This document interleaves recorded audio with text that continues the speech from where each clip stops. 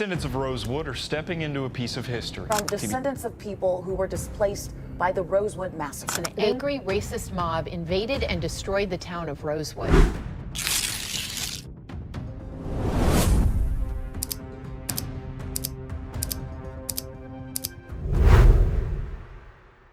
Imagine facing a situation where someone you know is accused of abusing and raping a white woman, only to find out that this was all due to a lover she had on the side.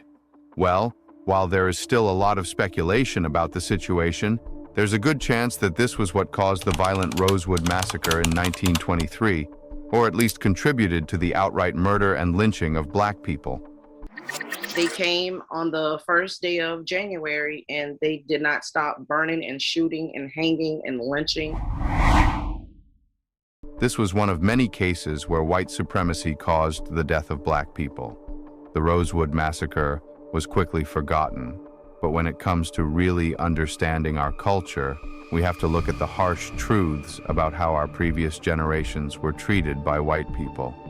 In this video, you'll discover the truth of the Rosewood Massacre.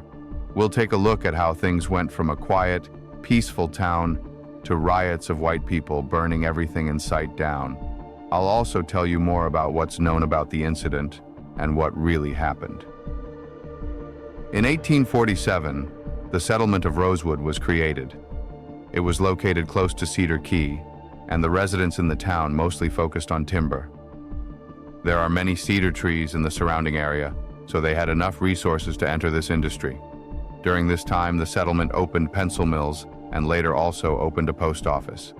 While Rosewood was never actually incorporated as an official town in Florida, it was connected to the Florida Railroad by 1870.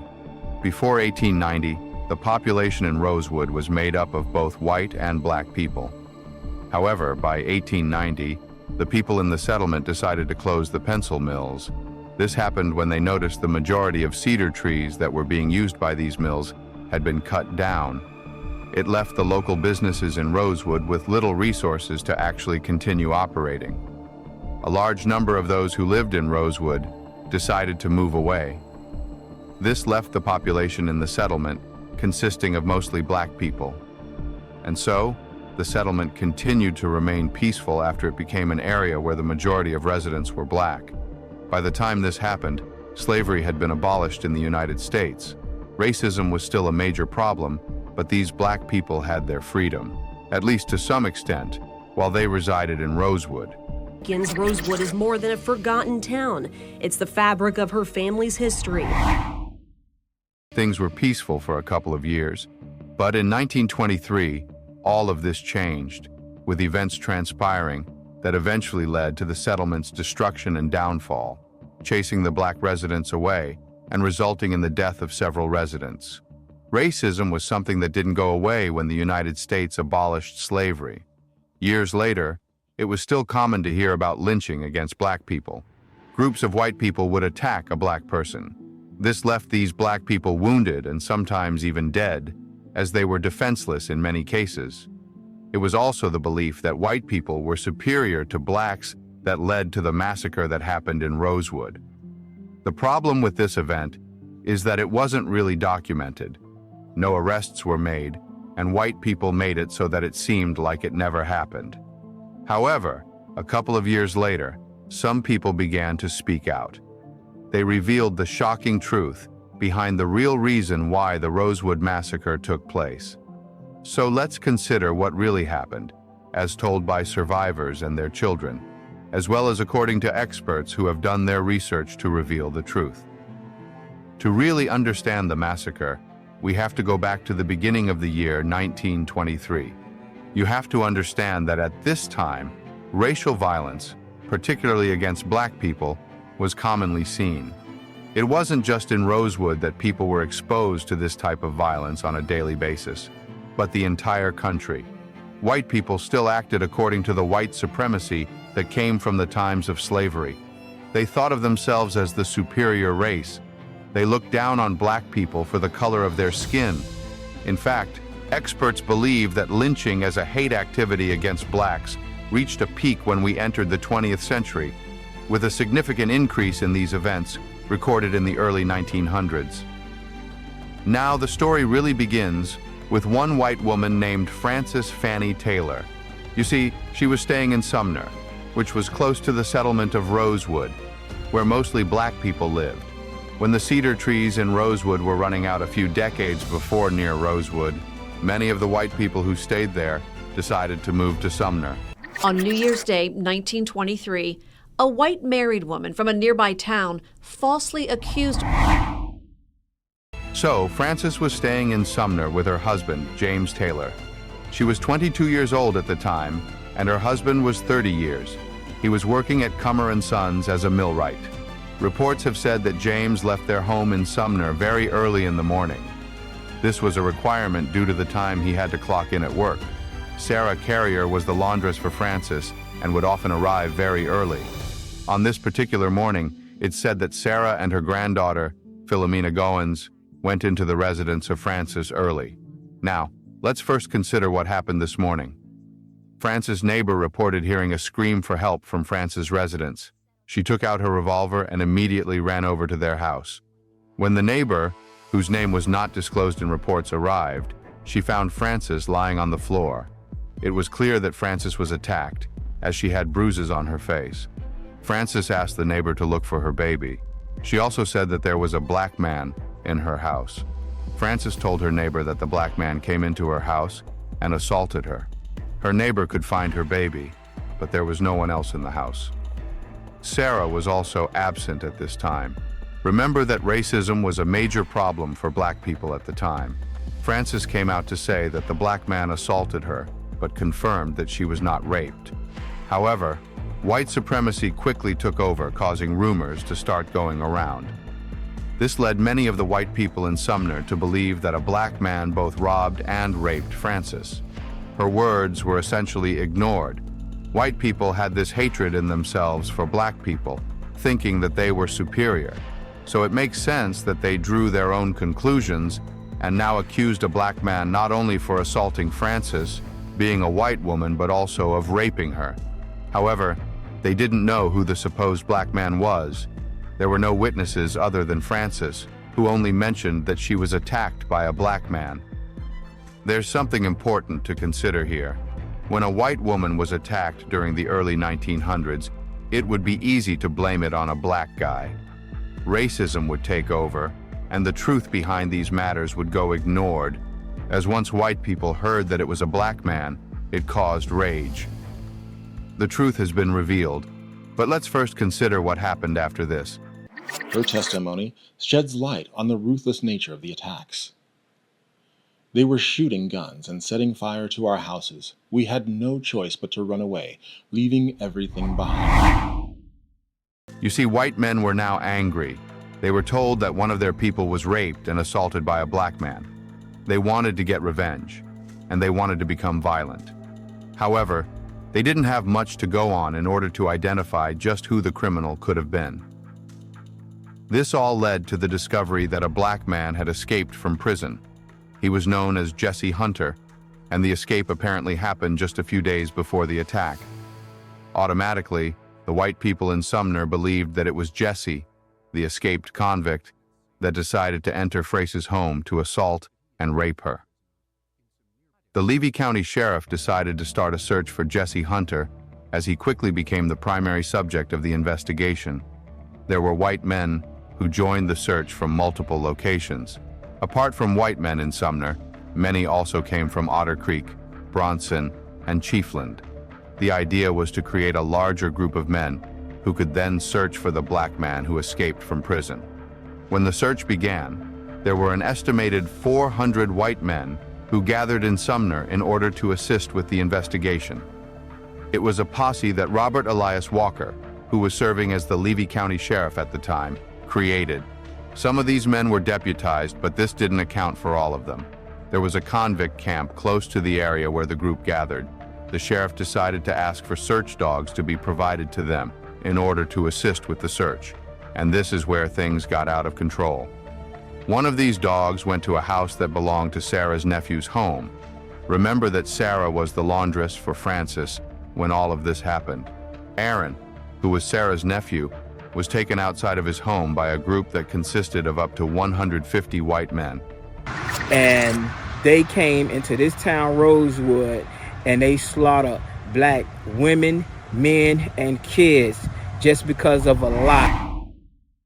They immediately started to accuse Aaron of the assault against Francis, even though they didn't even make an effort to get his name or consider whether or not he was actually the one who escaped from prison. Without giving Aaron a chance to say anything, they tied his body to a car. They then used the car to drag Aaron all the way to Sumner. In order to avoid further outrage, the sheriff decided to put Aaron into protective custody. He knew if he didn't do this, the white men, angry at the possibility that Aaron could be the escaped convict and the one to assault their kind, could possibly take it in their own hands to deliver justice. At this point, the group of white men who gathered to do a search for Jesse Hunter turned into a mob. There's really no other way to describe what was going on. And as the sheriff saw things quickly spiraling out of control, he told black employees in the area to remain at the mill where they were working. He advised that this was important as it would help to ensure their safety during this time. So, at this point, Aaron was in protective custody.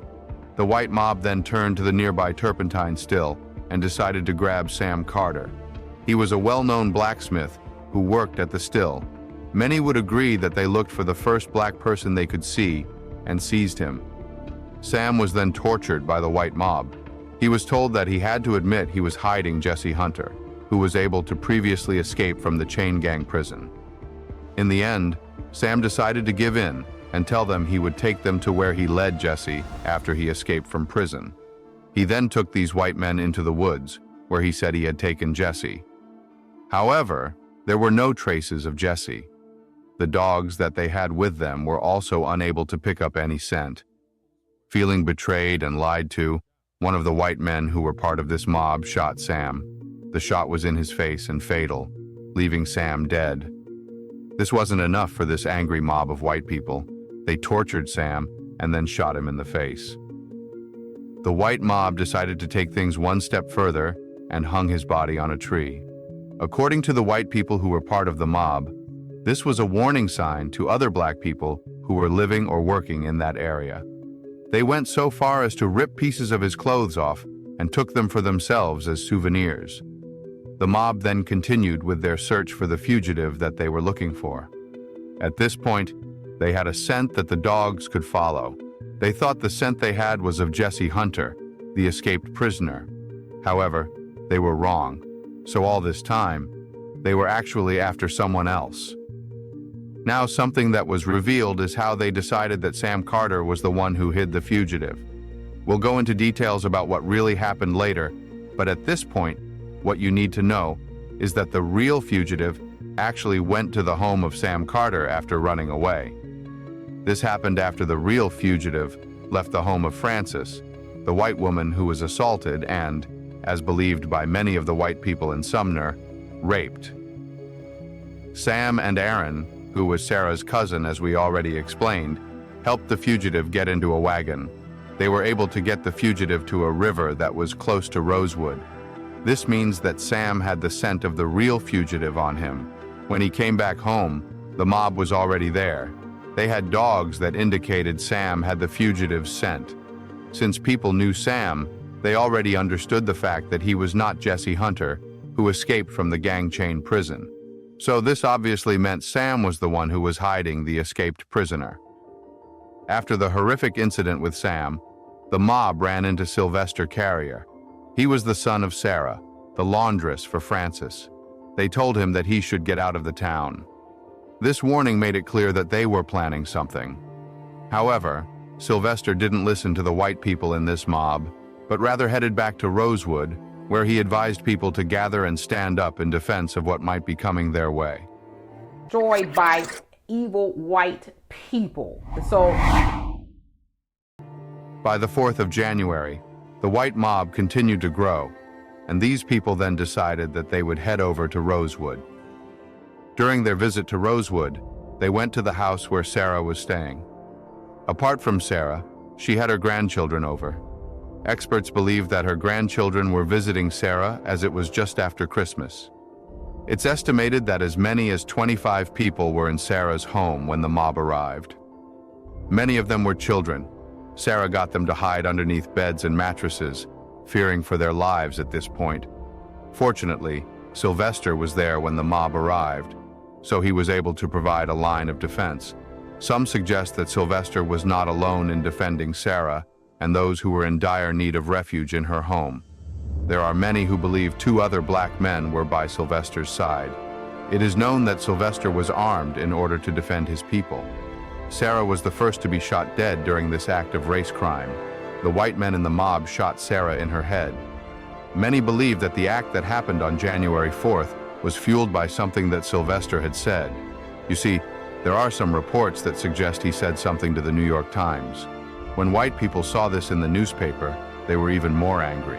It is known that Sylvester stood his ground and defended the home of Sarah, even after they shot her in the head.